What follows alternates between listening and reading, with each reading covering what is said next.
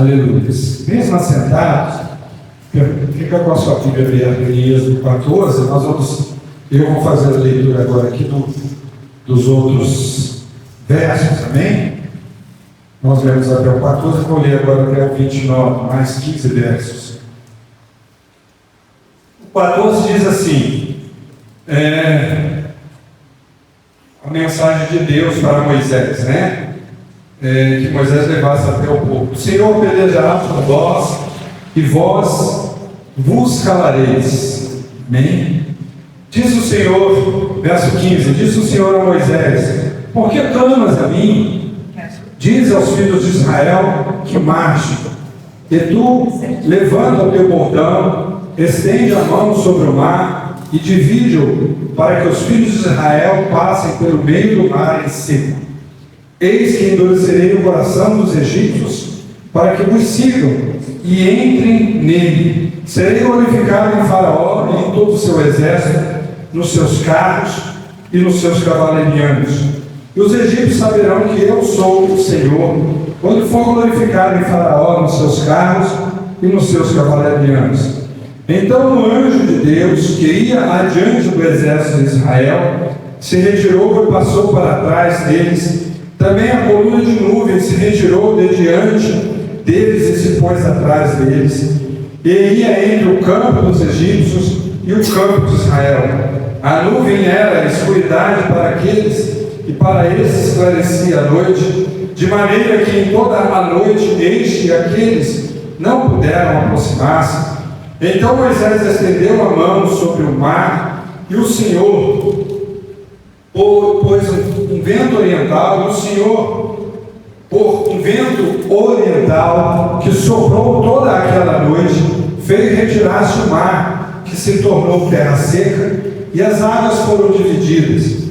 Os filhos de Israel entraram pelo meio do mar, em seco, e as águas lhe foram qual muro à sua direita e à sua esquerda, e os egípcios que os perseguiam entraram atrás deles, todos os cavalos de Faraó e os seus carros e os seus cavaleiros, até o meio do mar. Na vigília da manhã, o Senhor na coluna de fogo, na vigília da manhã, o Senhor na coluna de fogo, e de nuvem viu o acampamento dos egípcios e voltou ao acampamento dos egípcios.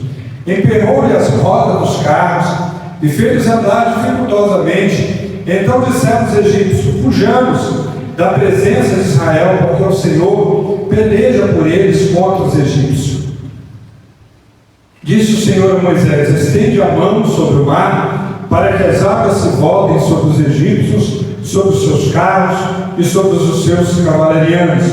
Então Moisés estendeu a mão sobre o mar, e o mar, ao romper da manhã, retornou a sua força.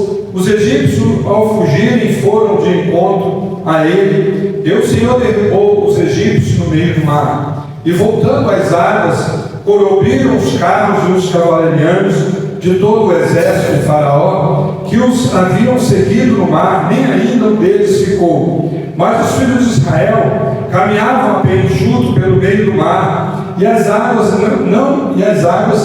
eram quais muros à sua direita e à sua esquerda. Assim o Senhor livrou Israel naquele dia da manhã dos egípcios, e Israel da mão dos egípcios, e Israel viu os egípcios mortos na praia do mar.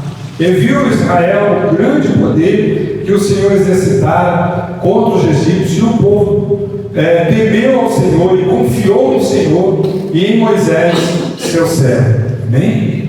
Até aqui, graças a Deus. Vamos fazer mais uma oração. Senhor, obrigado por essa noite, obrigado pelo dom da vida, Senhor. Obrigado pela rica oportunidade que temos de cultuar o Senhor, ó Deus, de ver a Tua palavra, de ouvir a Sua voz, ouvir o Senhor falar conosco, Senhor. Muito obrigado. Nós oramos a Ti e pedimos que Tu possas falar conosco nessa noite. Nós oramos no nome de Jesus. Amém. Graças a Deus. Amém. Irmãos, irmãos queridos, uma das frases que mais nós ouvimos quando nós estamos atravessando alguma luta, alguma dificuldade, dificuldade, uma das frases mais usadas nos nossos dias, né? Quando alguém vem conversar conosco e sabe que nós estamos passando uma luta, dificuldade, é a frase: Deus está no controle. É uma das frases mais usadas, né, por nós, para dizermos isso. Mas será que nós cremos realmente que Deus está no controle da situação? Será que Deus está no controle mesmo? Será que a gente acredita mesmo nisso? Ou se essa frase não pode se tornar um jargão nosso, né? Dizer, falar. Mas nós precisamos acreditar no controle de Deus sobre todas as coisas nas nossas vidas. Amém? É muito importante isso. Esse texto que nós olhamos, que nós lemos aqui, a história aqui narrada, e outras histórias bíblicas, nos dá claramente isso, que com relação ao seu povo, com relação àqueles dos escolhidos, aqueles que realmente servem ao Senhor, não há dúvida que Deus tem toda a nossa vida, todo o nosso ser sob controle. Amém? Muito tremendo, esse texto aqui é tremendo. Quando a gente volta um pouquinho, o texto aqui lá no versículo 13, e se a gente voltar um pouquinho mais, em toda a história aqui narrada, que é a libertação do povo de Israel para sair do Egito, vamos voltar lá nas 10 pragas, né? Vamos voltar lá nas 10 pragas, ou melhor, a gente pode olhar toda a história, né, da libertação do povo de Israel, e a gente vai dizer o seguinte: verdadeiramente Deus está no controle. Mas vamos voltar só um pouquinho com relação às 10 pragas. Vou pegar água para mim, tá bom? Com relação às 10 pragas, né? Acontece a primeira praga, e Moisés, que era o mediador entre Deus e o povo de Israel, ele que recebia a mensagem, Moisés tinha a convicção, que Deus não ia libertar Israel na primeira praga. Né? Deus falou com ele. Deus virou para ele e falou: melhor, Moisés, vai acontecer essa praga, né? Mas não é agora que vocês vão sair, né? Não é agora. Fala assim: eu endurecerei o coração de Faraó. Você está vendo como é que é Deus no controle? Deus endurece o coração de Faraó. E quando você lê a história, em todas as 10 pragas, o que você ouve é isso, essa expressão. Deus falando para Moisés: eu vou endurecer o coração de Faraó. Gente, isso é Deus no controle. Bem? É Deus no controle. Deus tem o diabo no cabresto.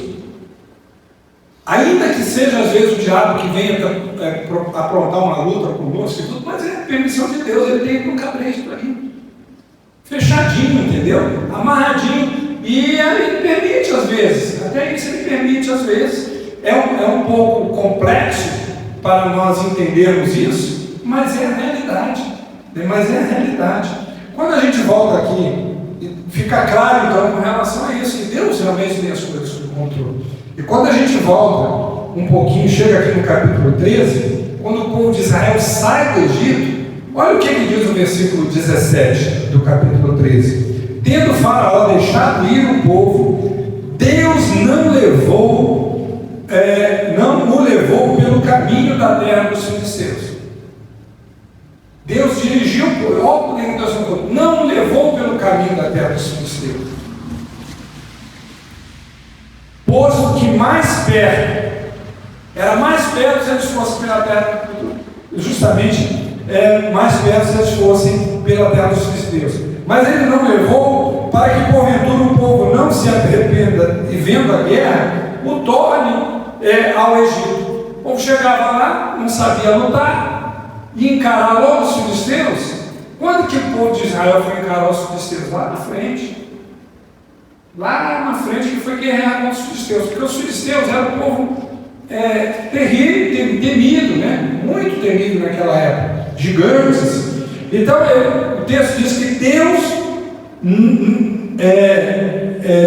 levou o povo por outro caminho. Então isso é Deus no controle. E a coisa mais interessante é que Deus leva o povo por outro caminho, mas leva o povo justamente para um beco sem saída. É outro momento que você vê que Deus está no controle. O capítulo 14 começa aqui dizendo que Deus falou para Moisés que eles deveriam se acampar de frente Pi-Hahirote, entre Migdol e o mar. Ué, o povo estava exatamente no beco sem saída, o mar na frente, e ele antes do mar. Qualquer inimigo que chegasse ali para encurralar, ele não tinha para onde fugir. Para onde que eles iam fugir? O que eles iam fazer? Então, nunca se esqueça isso. Deus às vezes nos leva num beco sem saída, numa posição, e dizendo para você assim, ó, confia em mim, confia em mim, tá? Confia em mim, deixa comigo que eu vou realmente lutar por vocês, vou lutar por vocês. E quando Deus tem um propósito para as nossas vidas, a gente confiando no Senhor, os propósitos de Deus cumprem nas nossas vidas, ok? Os propósitos de Deus cumprem.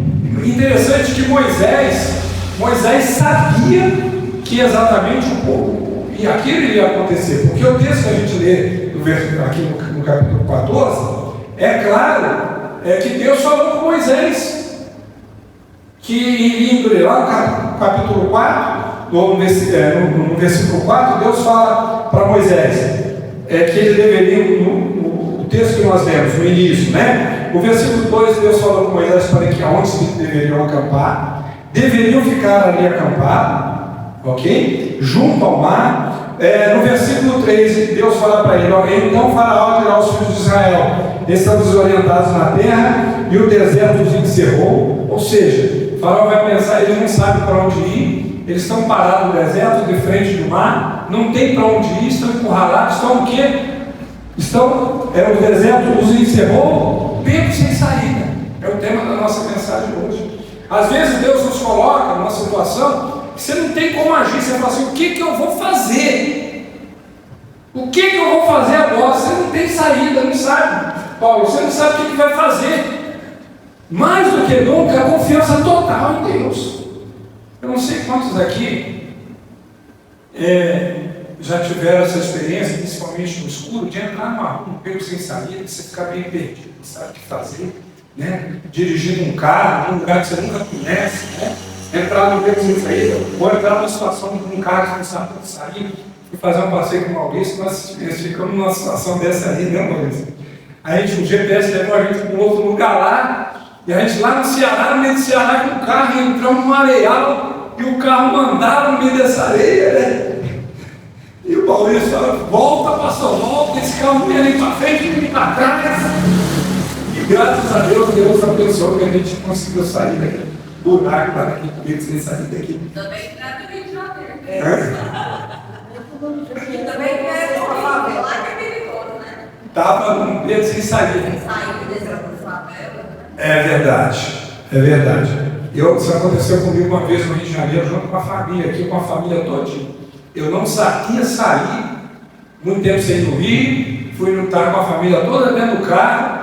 E eu não sabia sair, precisava pegar a estrada do Mendonha, o nome da estrada lá, que a estrada do Mendonha é onde levava eu para onde eu queria ir. E eu estava rodando, e num lugar perigoso, né? Ali próximo de Jacarepaguá, tem Ilha Vermelha, Ilha Amarela, extremamente perigoso, né? Porque é um lugar muito perigoso. E eu parei num posto de gasolina e perguntei, ninguém sabia dizer onde ninguém pegava a estrada do Mendonha. E aí tinha um motoqueiro abastecendo, e ele virou para mim e falou assim: o senhor quer ir para onde? Para o estado do Mendonha? Me segue que eu levo o senhor para lá. Bem, né? Tem que acreditar que é Deus, né? Porque esse motoqueiro deitava na moto assim, virava uma rua, virava a outra, eu seguindo ele, e a gente deu no carro e falou: meu Deus do céu, será que esse cara está levando para onde? Será que ele está levando para lá mesmo? Mas se tivesse que explicar, eu não conseguiria chegar lá, porque muita curva, muita virada, eu estava longe de lá, né? Eu estava bem longe. Né? Aí quando chegou, ele levou até na estrada da Mendonha, ele fez, parou a moto assim do lado e falou: ó, pode ir embora. É aí. Eu hoje em Deus caminha para gente. Aleluia. Então, irmãos, becos sem saída. E Deus fala para Moisés o seguinte: olha, eu vou endurecer o coração de Faraó para que os persiga. Serei glorificado em Faraó e em todo o seu exército, e saberão os egípcios que eu sou o Senhor, e eles assim o fizeram. Irmãos,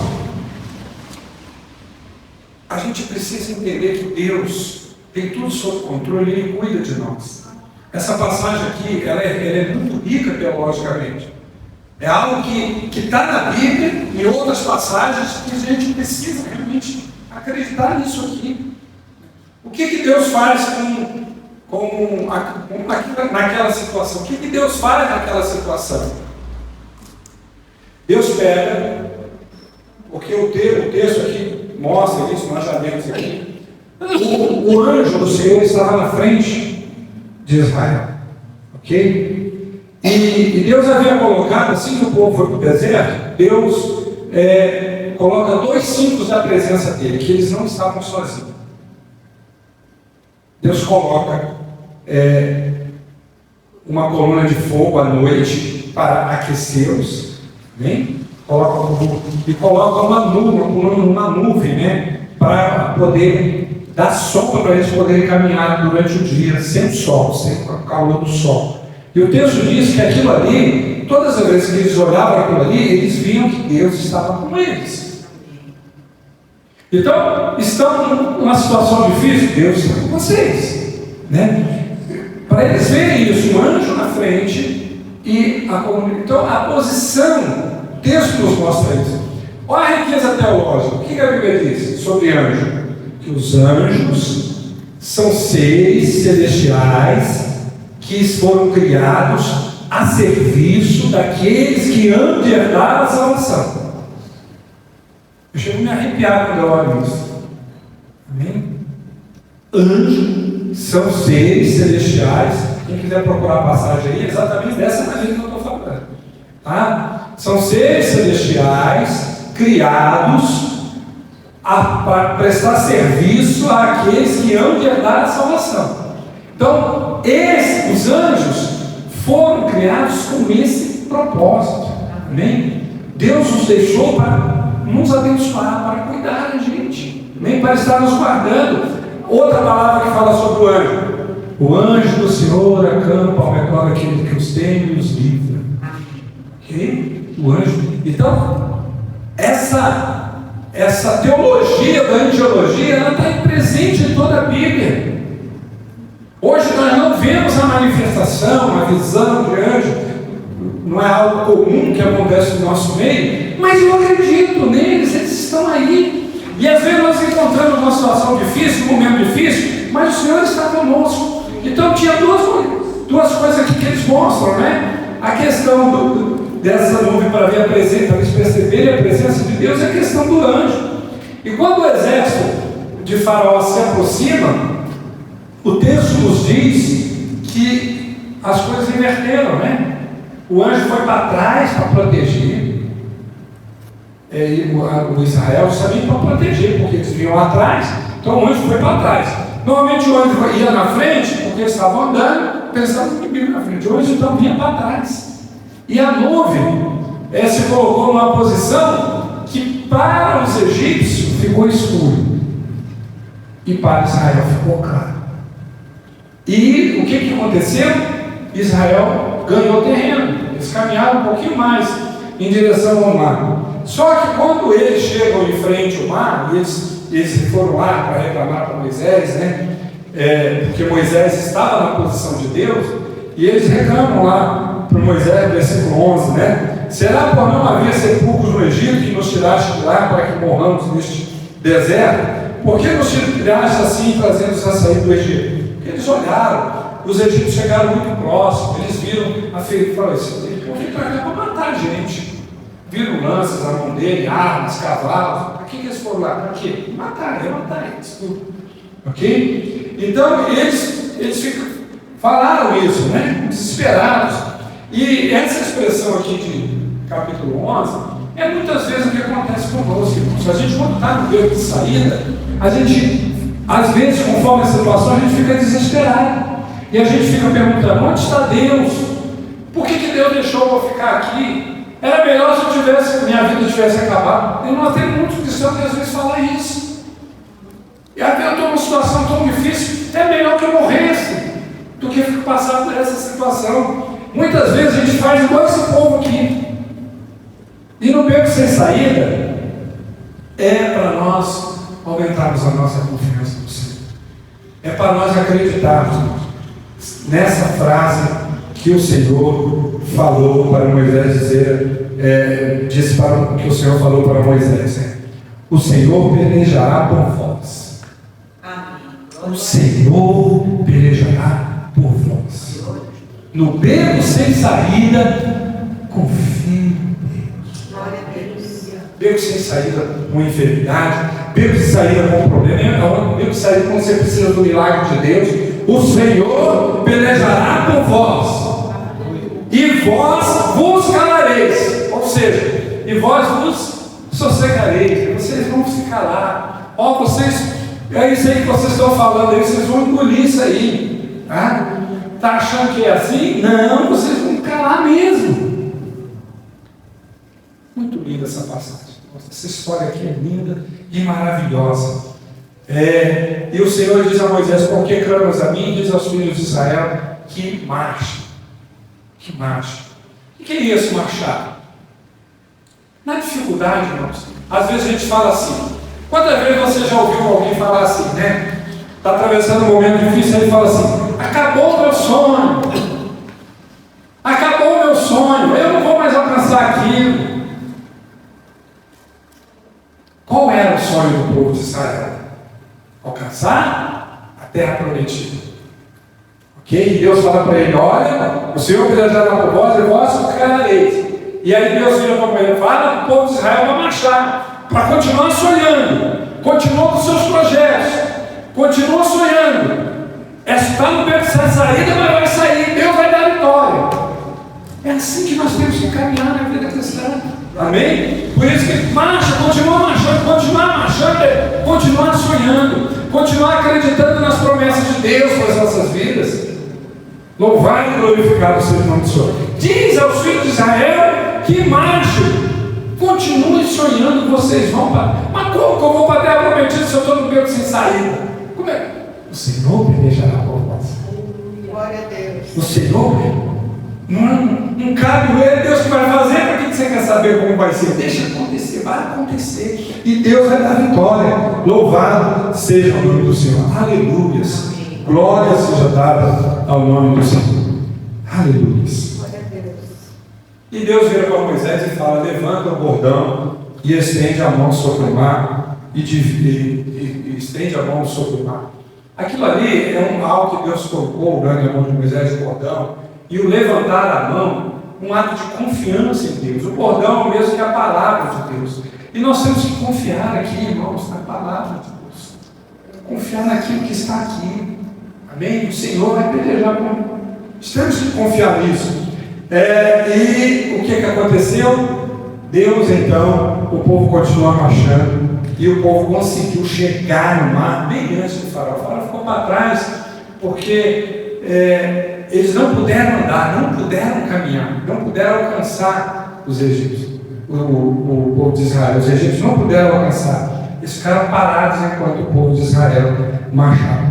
E o texto diz: então o anjo de Deus que ia adiante do exército de Israel se retirou e passou para trás deles. Então, o anjo do Senhor acampa ao nosso redor. Se o perigo está do lado esquerdo, ele vai para o lado esquerdo se defender. Se é do lado direito, ele vai para o lado direito.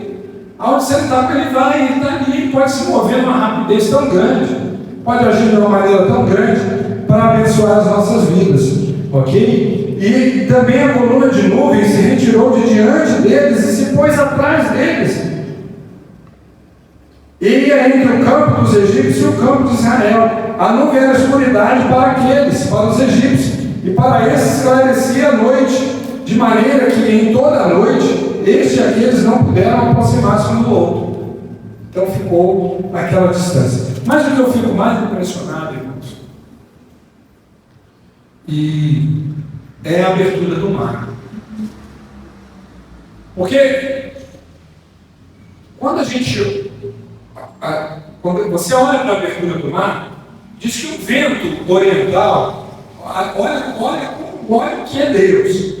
Diz que Deus soprou um vento oriental que soprou toda aquela noite e fez retirar o mar, que se tornou terra seca, e as águas foram divididas. Deixa eu falar uma coisa para vocês. Não sei se vocês vão concordar comigo, mas vocês sabem onde o vento nasce? Alguém sabe onde o vento nasce? O que Jesus disse para Nicodemos? O vento nasce, ninguém sabe onde nasce, nem por onde sopra, nem por onde vai. Não é isso? Quem tem domínio sobre o vento, sobre o mar, sobre toda a natureza? Deus. Você sabe o que eu vejo nesse texto aqui? Que Deus é a explicação. Suponhamos que aqui é o mar, ok? Aqui é o mar. Se o vento está nascendo aqui naquela posição, ele está soprando para lá, mas se esse vento sopra para os dois lados, o que vai acontecer com a água? Para mim, o vento sopra para os dois lados. O local de nascer, que o vento está nascendo ali, está nascendo aonde o povo de Israel passou.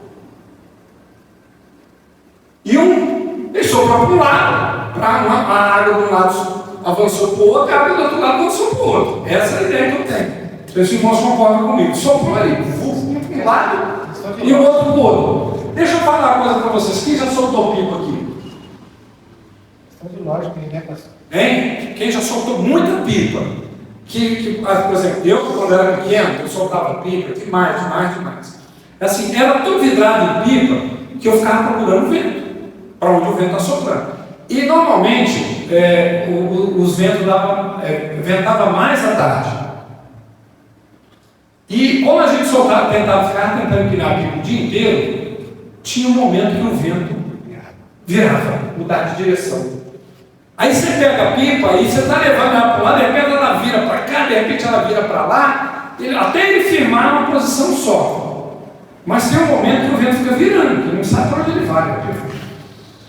Para cá, e mesmo na linha controlando, você não consegue controlar, ela vai para o outro. Quem já passou essa experiência? Você soltou a pipa assim, Paulo? Eu tive muito essa experiência com pipa, entendeu? Sem saber para onde ela vai. E às vezes até acontecia que o outro estava empinando a pipa lá do outro lado e eu de cá, e as nossas duas pipas que eram para ficar no sentido contrário, elas se juntavam por causa do vento, assoprando. Então, irmãos, às vezes acontece esse fenômeno do vento está soprando para os dois lados. E foi exatamente isso que aconteceu aqui, um milagre de Deus para poder abrir aquele mar daquela vaga. E mais ainda, olha o que Deus fez. Quando o povo está bem avançado, avançou, já estava quase terminando de avançar o mar, e que os egípcios vêm atrás seguindo, ok? O que acontece? Deixa eu... Minha Bíblia saiu aqui do texto aqui. O que acontece quando o povo está mais à frente e o povo do Egito está entrando no mar? O que acontece? Deus emperra as rodas dos carros. Esquentava, arrancava as rodas. Emperra, e eles começam a ratirar, não conseguem andar, ok? Não conseguem andar. Os egípcios que o perseguiam entraram atrás dele, todos os cavalos, faraós, seus carros e seus cavalarianos, até o meio do mar, na vigília da manhã. Ou seja, quando está amanhecendo, Israel já havia passado. O Senhor, na coluna de fogo e na nuvem, viu o acampamento dos egípcios e alvorotou o acampamento dos egípcios. Emperrou-lhes as rodas dos carros, olha o expediente de Deus, gente, e fez-os andar com dificuldade. Ele não podia andar com dificuldade. Quando aquilo aconteceu, os egípcios perceberam, falaram: meu Deus, o que é isso? Eles nunca tinham. Estava com aquilo ali para eles, foi de surpresa. Eu até sublinhei aqui, e eu até escrevi: Deus tem os seus expedientes para nos agir, para nós vermos isso. Se não fosse isso, porque a gente, quando olha para isso aqui, a gente só vê a travessia do mar, sim ou não? Deus abriu o mar, o povo passou. Não. Mas todo um contexto. Em tudo Deus está no controle. Deus está no controle com o anjo. Deus está no controle dominando a nuvem. Deus está no controle enterrando o cara de Faraó. Deus está no controle mandando eles se acamparem até ali, entendeu? Então, tudo, em todas as ações nós vemos o controle. Então, disseram os egípcios: fujamos da presença de Israel, porque o Senhor peleja por eles contra os egípcios. Deus trouxe esse entendimento para eles naquela hora ali. Olha o que vocês estão fazendo, vocês vão morrer todo mundo. E eles perceberam, mas não é possível. A gente nunca aconteceu isso. As rodas dos nossos carros são fortes. Nós temos o melhor exército. E agora aqui começa isso, nós vamos fugir. E eles, muitos deles tentaram voltar. Na verdade, tentaram voltar. Mas já era tarde, não tinha como voltar. E o Senhor disse a Moisés: estende a mão sobre o mar, para que as águas se voltem sobre os egípcios, sobre os seus carros e sobre os seus cavaleiros.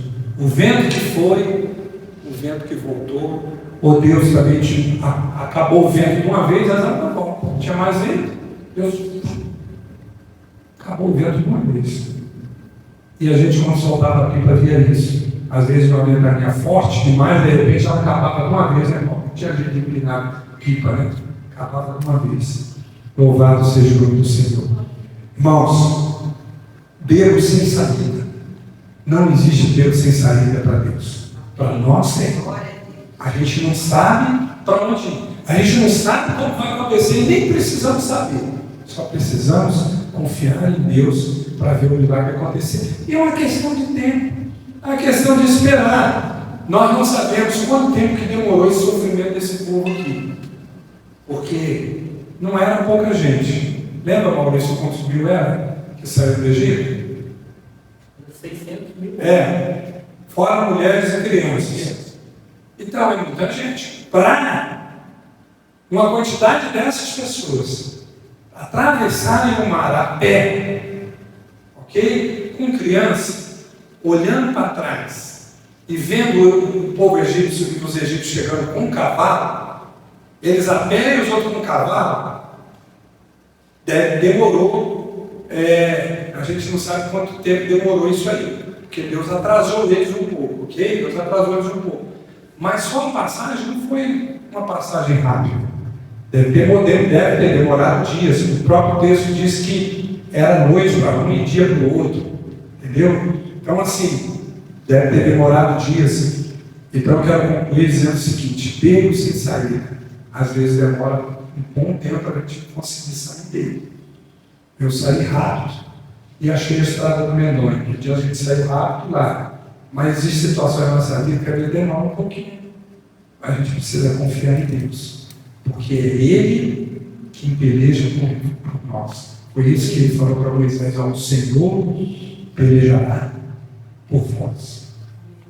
O Senhor pelejará por vós. Amém? Vamos acreditar no milagre? Tudo é possível ao que crê. Amém? Milagre é cura de enfermidade.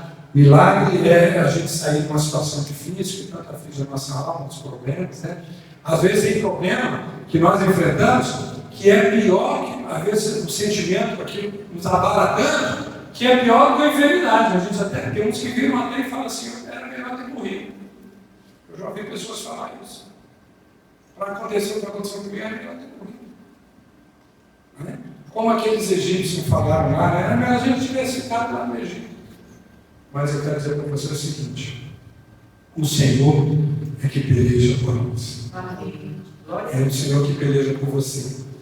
É o Senhor que peleja pela sua causa. É o Senhor que peleja pelas nossas causas. Amém? Vamos orar, colocando nossa vida no altar do Senhor. Amém? Você achou o texto aí? Achei que você estava procurando. Não, dos anjos, dos anjos. Hebreus. Hebreus. Lá em Hebreus. Hebreus 1, né?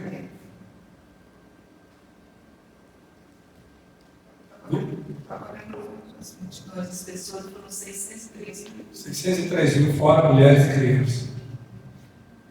Gente, 63 mil pessoas caminhando. Levou muitos dias, não? É difícil, mas Deus deu vitória, amém? Amém. Não, você já achou, é Deus mesmo. Amém. Vamos orar, irmãos? Vamos confiar nesse Deus nosso.